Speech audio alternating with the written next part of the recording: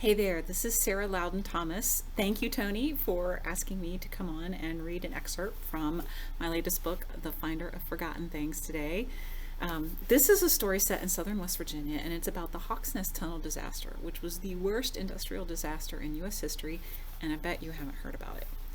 The hero of this book is Sully, and Sully is a water dowser, or at least he claims to be. He's really kind of a con man. And, if he finds water, great. If not, he's happy to take people's money and run. In this instance, where I'm going to read, he has found water, and he's having a celebratory meal with the folks he found the water for. This scene also centers around this button, which plays a central role in the story. So, here we go. They sat, and Freeman blessed the food. Gainey loved eating with the Johnsons.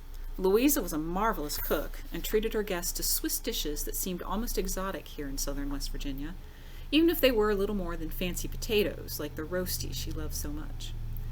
As they dug in, she saw that Sully enjoyed the food with good appetite and no reluctance to try things unfamiliar to him, such as bolaflade and schwartenmagen, although the second dish was very like the local souse boiled up at hog butchering time, so maybe not so unfamiliar.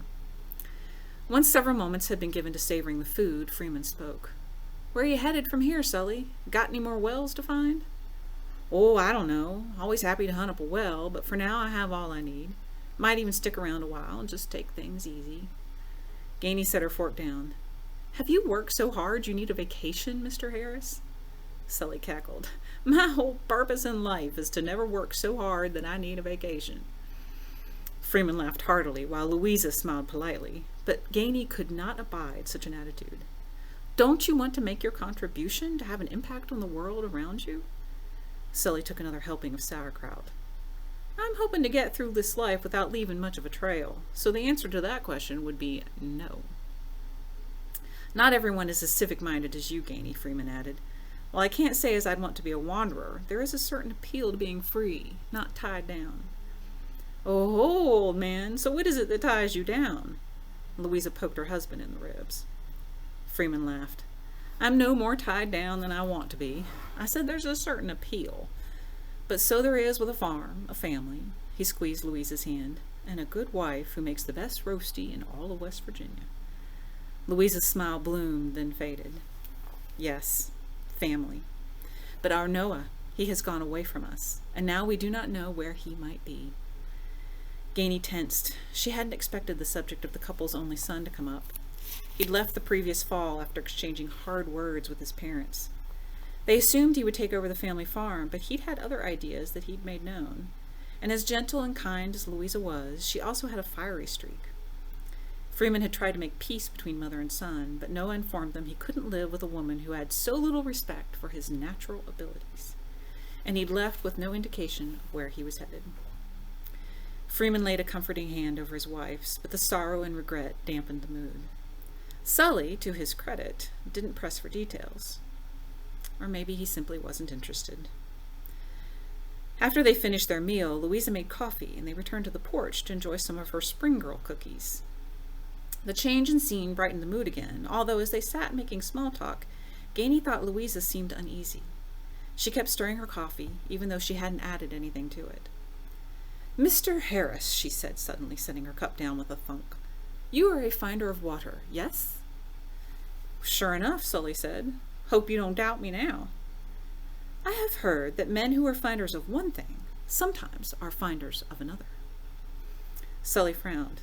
"I've heard that too. Folks think dowsers can find gold or silver. I've found the odd lost gewgaw now and again, but if I could find more than that, do you think I'd be looking for water?" "No, but perhaps you can find something more meaningful, such as a lost son."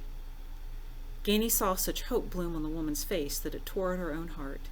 She knew what it was like to pine for a child, although she'd put that particular pain behind her a long time ago. Sully set his mug down and clasped his hands between his knees. "Ma'am, I'm sure sorry you're missing your boy, but I wouldn't know the first thing about finding someone who's gone missing." He tried a crooked smile.